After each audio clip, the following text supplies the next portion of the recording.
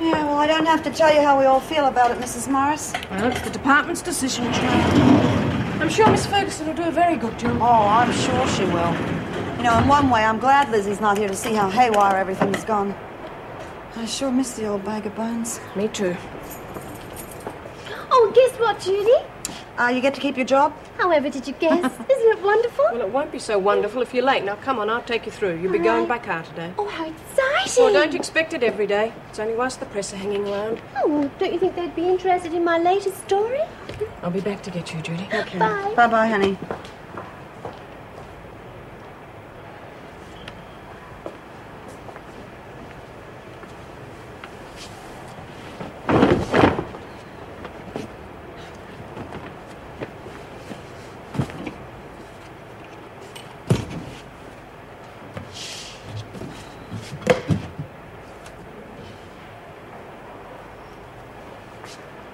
Fancy made getting spliced again.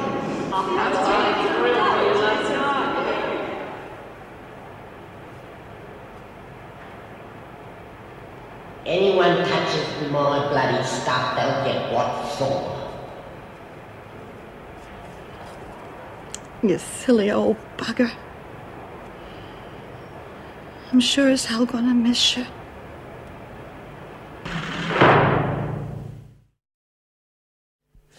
What's with you, Jude? I've seen happier faces at funerals. I'm sorry. She's always packing away Lizzie's things, and I know everything's gone well for her, and I'm really happy about that. It's just makes the crap we have to put up with in here smell even worse. I know what you mean. This place has really gone to the dogs. Not having a go at you or anything. Oh, I agree. Without Cass around to back me up, things certainly aren't going to get any better. What the women need now is someone who's been around for a while, someone they can trust. Well, like you, Judy, they trust you. Yesterday proved that. It proves nothing. The women need someone to follow. The mood they were in, they would have followed Phyllis if she'd come up with the same idea. Oh, come off it, Judy. Stop knocking yourself. I reckon some of these women would follow you through fire if you asked them to. Well, the trial's coming up soon. And if anyone can get me acquitted, young parents can. So I won't be here much longer. You will be, Judy. Will you keep the towels coming here, Helen, please? Just food for thought, dear.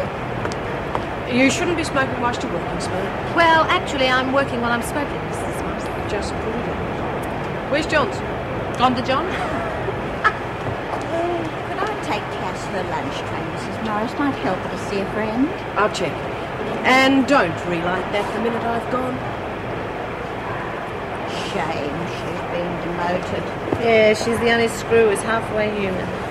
Speaking of halfway human, I bet that brawl yesterday is going to get Po-Face in a lot of trouble with the brass. Yes, Ferguson's the only one who's had things go right for her. I would be surprised if she organised it.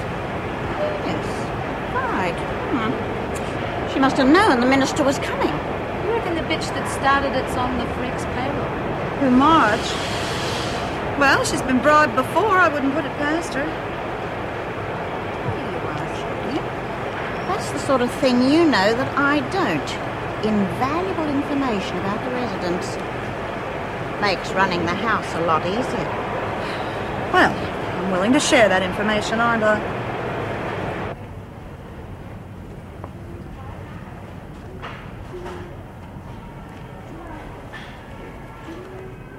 Good morning. Oh, good morning, sir. Happy bride to be? Oh, I hope so. Are you about to be married? Oh, no, my dear. My wife died several years ago, and I've never considered marriage again. Oh, you didn't like being married? Certainly. My Sarah and I were very happy together. Now, what kind of gown appeals to you? Oh, well, I love them all, but... well, I'll do my best to advise you. Lovely. Now, do you think a full-length gown? Oh, I agree with you entirely. I think the traditional ones are still the nicest. There's a beautiful one over here. What a charming choice. Yes. Well, I'll have to know the size, of course. Say size 10? Oh, it's the same size as me. Look, I could model it for you if you like, and then you'll know what it looks like on the bride. I don't understand.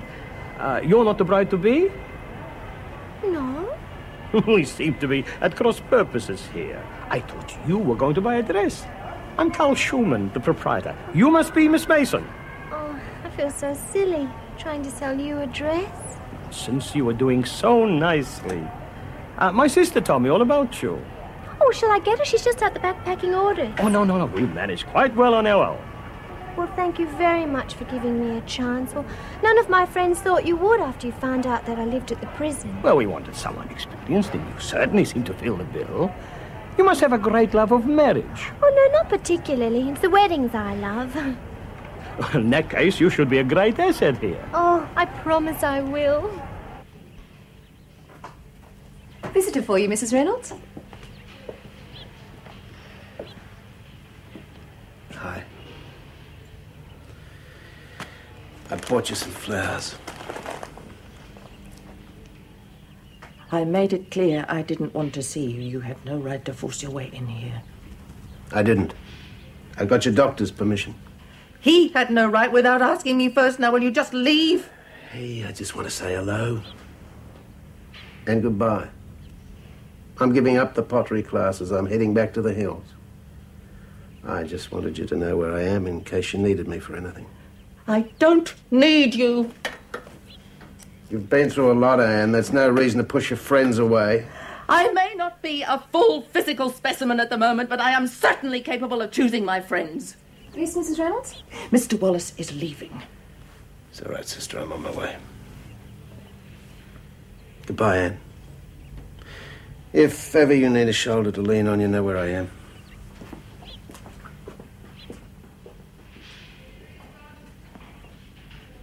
You all right, Mrs. Reynolds? I'll get you a sedative.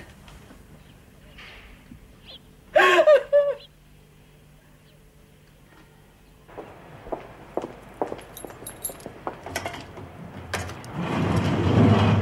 hope she's feeling better.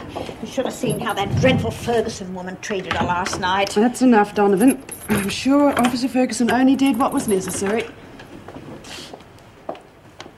Cass, love.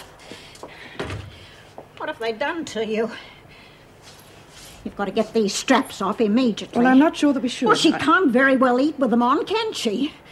How'd she eat a breakfast, for heaven's Well, sake? I don't know. Miss Ferguson gave her that. I'll have to speak with Mrs. Powell. We'll both speak with Mrs. Powell.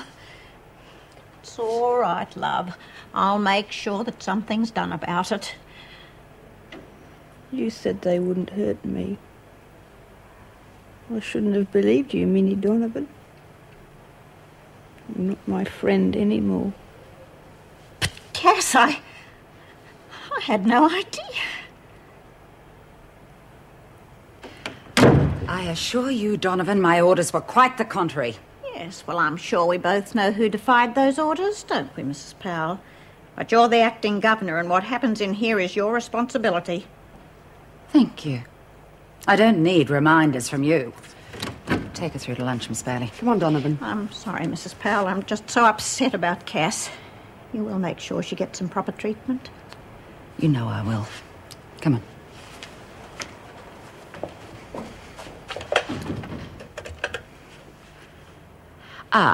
Tell Miss Ferguson I want to see her in my office now.